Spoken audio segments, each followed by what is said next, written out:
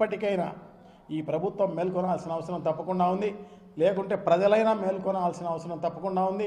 పెద్ద ఎత్తున ఉద్యమాలు తీసుకొచ్చి కేంద్ర ప్రభుత్వం తీసుకొచ్చి లేకుంటే కోర్టులలో సుప్రీంకోర్టులో అయితేనేమి ఎన్జిటీలలో అయితేనేమి ఇక్కడంతా కూడా కంప్లైంట్లు ఇప్పించే కార్యక్రమం చేసి ఇవన్నీ కూడా చేయగలిగితేనే ఇది ఆగే అవకాశం ఉంటుంది తప్ప లేకుంటే ఆగే అవకాశమే లేదు అని చెప్పి తెలియజేసుకుంటున్నాను అన్నమాట.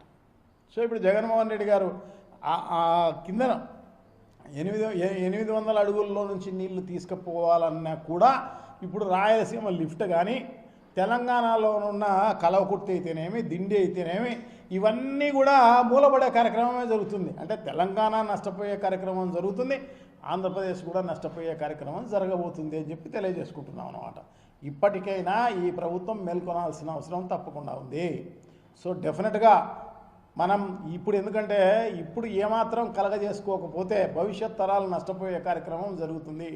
సో డెఫినెట్గా మనం ఏమీ చేయకపోయినా ఎందుకంటే మనం స్వతహాగా ఈ రాష్ట్రానికి ఏం మేలు చేయం, కనీసం ఈ రకమంగా చేయగలిగితేనే ప్రజలు రేపు బతకగలుగుతారు. తాగునీటి కథ దేవుడు ఎరుగు, కనీసం సాగునీటి కథ దేవుడు ఎరుగు, తాగునీరు కన్నా నీళ్ళుండే అవకాశం ఉండదు అని చెప్పేసి తెలియజేసుకుంటాం. ఎందుకంటే మొత్తం కృష్ణా పరివాహక ప్రాంతానికి మనమందరం కూడా ఈ రాయలసీమ అయితేనేమి మిగతా కోస్తా విజయవాడ, కృష్ణా, గుంటూరు, ప్రకాశం, నెల్లూరు అన్నీ మొత్తం ఎడారిగా మారిపోయే కార్యక్రమం జరగబోతుంది అని చెప్పి తెలియజేసుకుంటున్నాం. ఇప్పటికైనా బుద్ధి తెచ్చుకొని ప్రజలకు బాగు కోసం, ఈ రాష్ట్రం బాగు కోసం ఇప్పటికైనా కూడా ఈ ప్రభుత్వం మేల్కొనాల్సిన అవసరం తప్పకుండా ఉంది అని చెప్పేసి గట్టిగా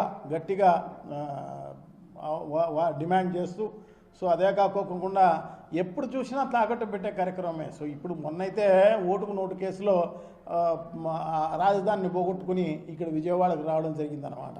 సో ఆ ఓటుకు నోటు కేసుకు సంబంధించి ఇప్పుడు మనము ఈ రాయలసీమ లిఫ్ట్ త్యాగం ఎందుకంటే రేవంత్ రెడ్డితో మాట్లాడుకుని రాయలసీమ లిఫ్ట్ త్యాగం చేసింది ఎందుకంటే ఈ ఫోరెన్సిక్ ల్యాబ్లో అవన్నీ కూడా మొత్తం తగలబెట్టే కార్యక్రమం చెయ్యి, నువ్వు దాంట్లో విక్టిమ్గా ఉన్నావు, నేను కూడా ఉన్నాను, సో ఇద్దరం తప్పించుకుందామని చెప్పేసి మాట్లాడుకుని దానివల్ల రాయలసీమ జనాలతో, రాయలసీమ ప్రజలతోటి పనంగా పెట్టే కార్యక్రమం చేసిన చంద్రబాబు నాయుడు గారిని చరిత్ర క్షమించదు, చరిత్రహీనుడుగా మిగిలిపోయే కార్యక్రమం జరుగుతుంది. ఎందుకంటే దేవుడు నీకు 4 సార్లు అవకాశం కల్పించినాడు సీఎంగా. సో దాన్ని నువ్వు ప్రజల కోసం ఉపయోగించుకోకుండా ఈ రకంగా రాష్ట్ర ప్రజల సర్వనాశనం అయ్యేదానికి తమరు పాల్గొన్న